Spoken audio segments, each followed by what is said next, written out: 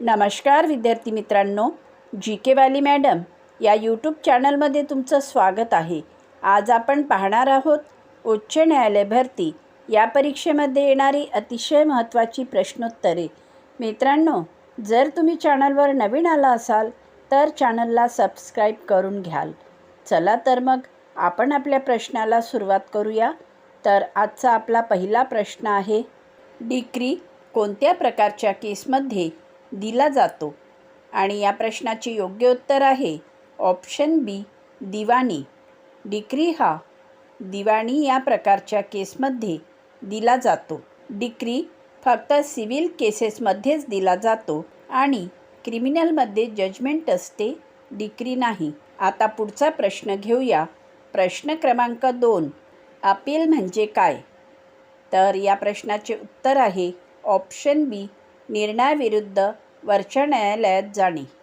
Appeal म्हणजेच निर्णयाविरुद्ध वरच्या न्यायालयात जाणे। लोअर कोर्टचे डिसिजन चुकीचे वाटल्यास हायर कोर्टमध्ये चॅलेंज करणे म्हणजेच अपील। आता यानंतरचा पुढचा प्रश्न घेऊया। प्रश्न क्रमांक 3, बर्डन ऑफ प्रूफ कोणावर असतो? आणि या प्रश्नाचे योग्य उत्तर आहे मित्रांनो ऑप्शन बी, फिर्यादी। बर्डन ऑफ प्रूफ फिर्यादीवर असतो।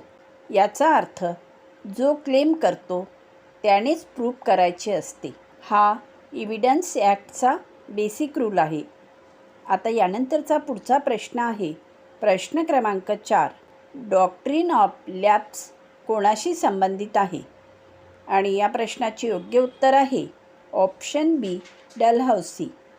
डॉक्ट्रिन ऑफ लॅप्स डलहौसीशी संबंधित आहे। लॉर्ड डलहौसीने ॲडॉप्शन मान्य न करता राज्य ब्रिटिशमध्ये विलीन केले। यानंतरचा पुढचा प्रश्न आहे प्रश्न क्रमांक 5, सबसिडरी अलायन्स कोणी सुरू केले? तर या प्रश्नाचे योग्य उत्तर आहे ऑप्शन बी, वेलस्ली।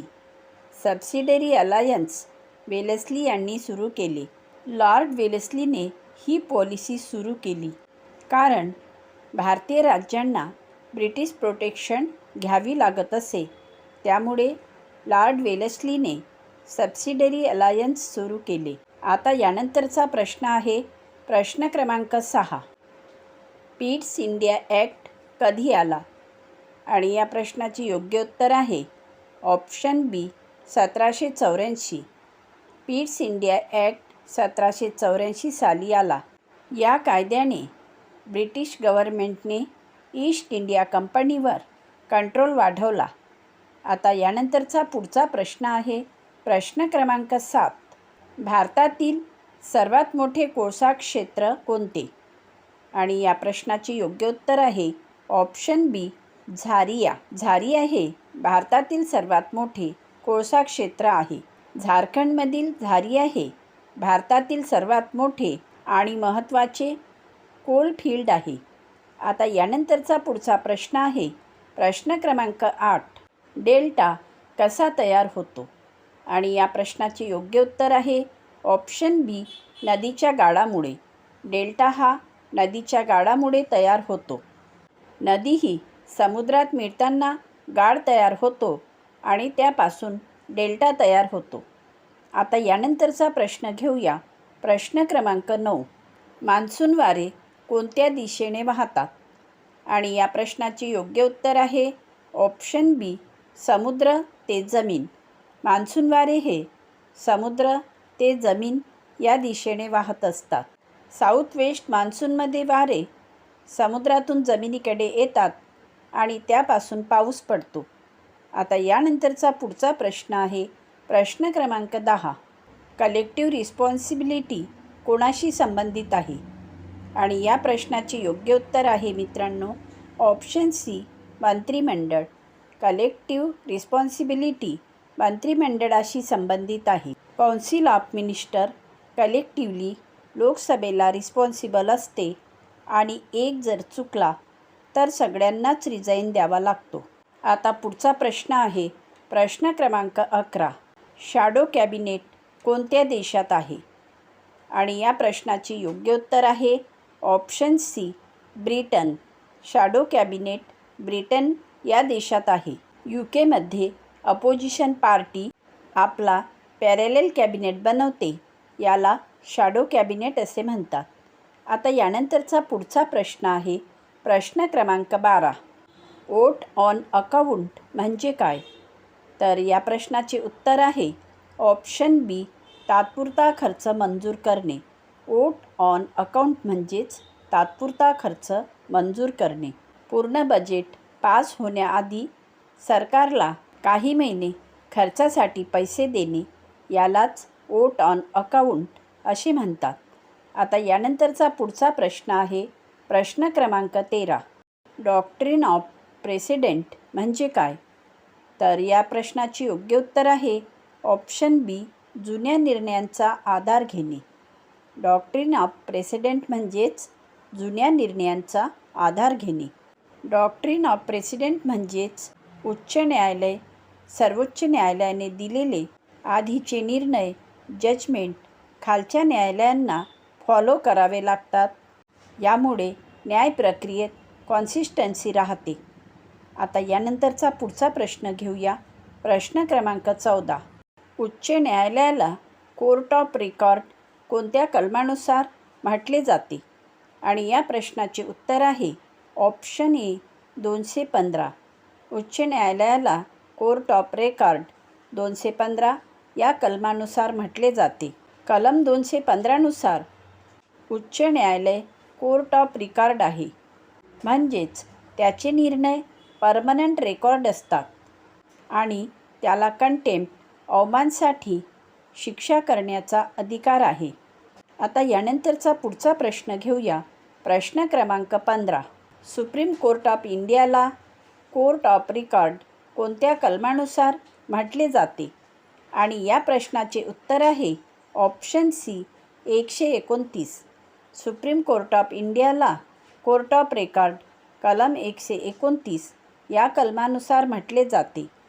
कारण कलम 129नुसार supreme court of India court of record आहे.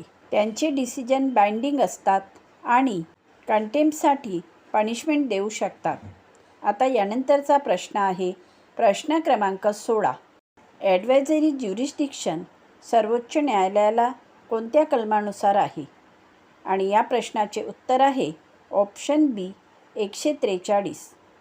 ॲडवायझरी ज्युरिस्डिक्शन सर्वोच्च न्यायालयाला 143व्या कलमानुसार आहे.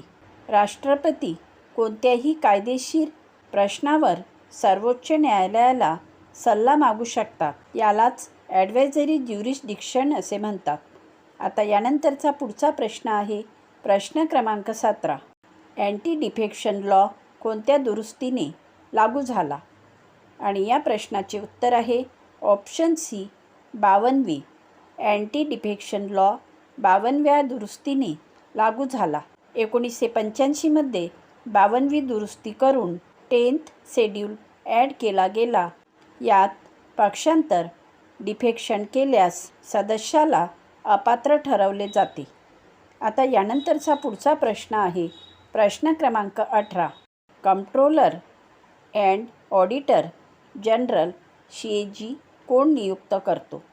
आणि या प्रश्नाचे उत्तर आहे ऑप्शन बी, राष्ट्रपती.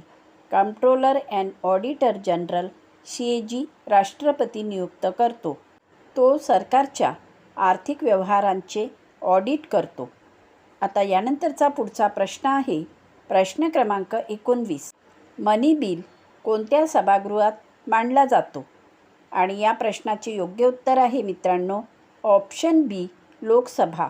मनी बिल फक्त लोकसभेतच मांडला जातो आणि राज्यसभेला फक्त रिकमेंडेशन देण्याचाच अधिकार असतो. आता यानंतरचा पुढचा प्रश्न आहे प्रश्न क्रमांक 20. व्हाईस प्रेसिडेंटचा कार्यकाळ किती असतो? आणि या प्रश्नाचे उत्तर आहे ऑप्शन बी, 5 वर्षे. व्हाईस प्रेसिडेंटचा कार्यकाळ 5 वर्ष असतो. आता यानंतरचा प्रश्न आहे प्रश्न क्रमांक 21. लुनी रिव्हर कोणत्या समुद्रात मिळते? आणि या प्रश्नाचे उत्तर आहे ऑप्शन सी, मिळत नाही, विलीन होते. कारण लुनी नदी ही राजस्थानमध्ये वाहते आणि ती अरबी समुद्रापर्यंत पोहोचत नाही, विलीन होते. आता पुढचा प्रश्न घेऊया. प्रश्न क्रमांक 22. अरावली रेंज कोणत्या दिशेने पसरलेली आहे? आणि या प्रश्नाची योग्य उत्तर आहे ऑप्शन सी, उत्तर पश्चिम ते दक्षिण पूर्व. अरावली रेंज ही उत्तर पश्चिम ते दक्षिण पूर्व या दिशेने पसरलेली आहे.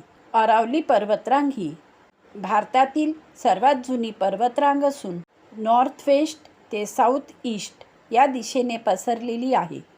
आता यानंतरचा पुढचा प्रश्न आहे प्रश्न क्रमांक 23. राऊलेट ॲक्ट कोणत्या वर्षी लागू झाला? आणि या प्रश्नाचे उत्तर आहे ऑप्शन ए, 1919. राऊलेट ॲक्ट 1919 साली लागू झाला. ब्रिटिशांनी 1919मध्ये राऊलेट कायदा लागू केला, ज्यामुळे बिना खटला अटक शक्य झाली. याला ब्लॅक ॲक्ट असे सुद्धा म्हणण्यात येते. आता पुढचा प्रश्न आहे प्रश्न क्रमांक 24. जालियनवाला बाग मॅसॅकर कुठे झाला?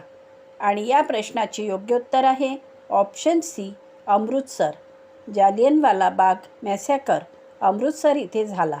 13 एप्रिल 1919 रोजी अमृतसर येथे जनरल डायरने निष्पाप लोकांना गोळीबार केला. आता यानंतरचा पुढचा प्रश्न आहे प्रश्न क्रमांक 25. स्वदेशी मूव्हमेंट कोणत्या घटनेशी संबंधित आहे? आणि या प्रश्नाचे योग्य उत्तर आहे ऑप्शन ए, बंगाल विभाजन. स्वदेशी मूव्हमेंट बंगाल विभाजनाशी संबंधित आहे.